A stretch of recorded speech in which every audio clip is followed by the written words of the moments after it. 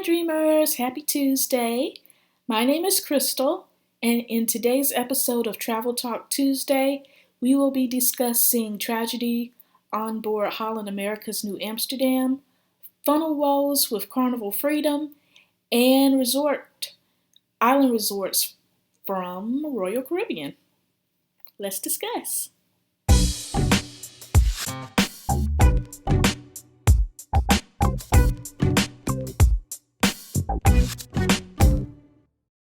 Our first cruise story is a tragic one coming from Holland America's cruise ship New Amsterdam. On Friday night, they came out with a statement, and I'll just read to you what it said. It says, "We regret to share that while calling at Half Moon Cay, the Bahamas, there was an incident in an engineering space on board New Amsterdam, which sadly resulted in the death of two crew members. The appropriate authorities were notified, and the cause of the incident is currently being investigated. All of us at Holland America Line are deeply saddened by this incident, and our thoughts and prayers are with our team members' families at this difficult time. The safety, security, and welfare of all guests and crew are the company's absolute priority. We are offering counseling services to team members who may have been affected by this incident."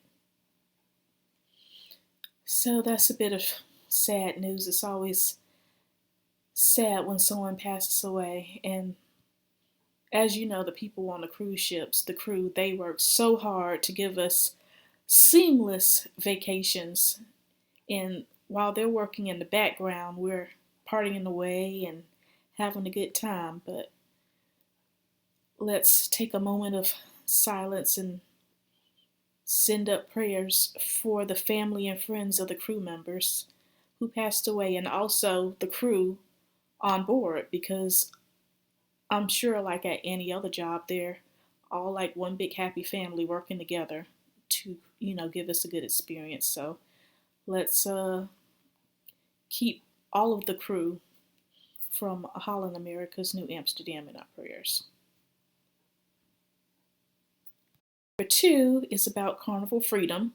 As you may have remembered, a few years ago, the whale-tail funnel caught on fire while at sea, and it has happened again. It happened this Saturday while en route to the Bahamas.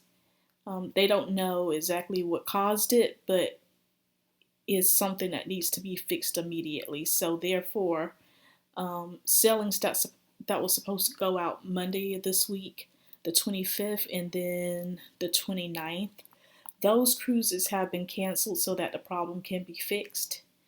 And those who were scheduled to sail during those dates will get 100% refund and also 100% future cruise credit. So even though it sucks that their plans suddenly changed abruptly, I know they were looking forward to going on that cruise. I know I'd be upset if my cruise was canceled at the last minute. But in the future, they get to sail for free, so that's not too bad. That's a good way to make up for the fact that they won't be able to go on a cruise. Our third news story is about Royal Caribbean's island resorts that they have coming. They have one coming in 2025 on Paradise Island in the Bahamas.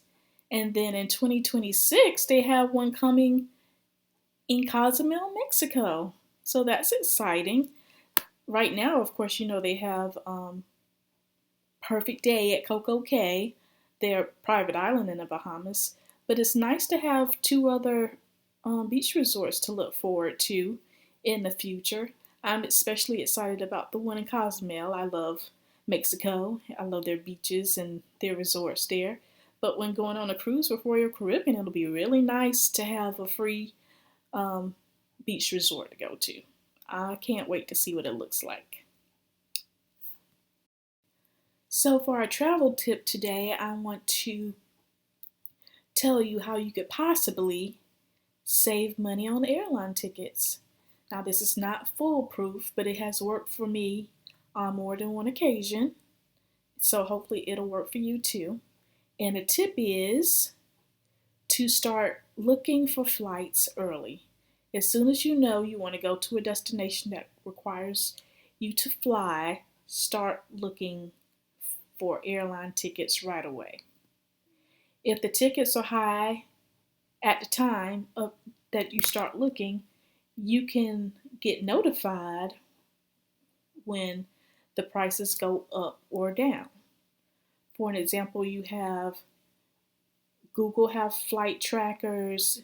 There's Skyscanner that will monitor flights for you. And then also your third-party travel agencies such as Expedia, Orbitz, Priceline, they all have notifiers where you put in the dates that you want to travel, and then they have a bell that you can click, and they will notify you when the prices go up or down.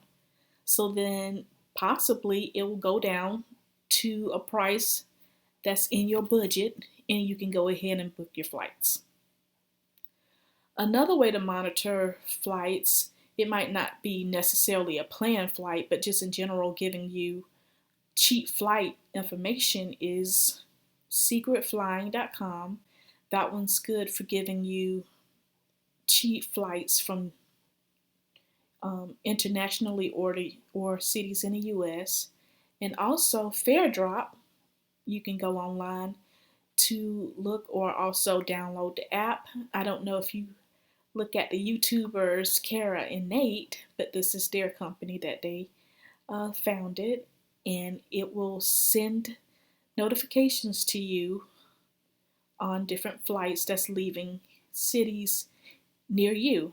For an example, I have 3 airports saved. I have Charlotte, Charleston, and Atlanta, because those are international airports near me, and they will send me daily in the app and notifications through email of cheap flights going from those airports. And sometimes I have designed my vacation based on cheap flights. So those are good to keep in mind when looking for flights, and possibly you can score some tickets that's really cheap. I've found, well, not so much now, but back in the day before COVID, I've scored tickets round trip from Columbia or Charlotte to Fort Lauderdale for $49 round trip per person. Or I've found tickets for $100 per person round trip from Charlotte to Puerto Rico. So you can fly cheaply, you just have to know how to do it. So these are 2 ways that you can score cheap airline tickets for your next vacation. All right, that's it for today's episode.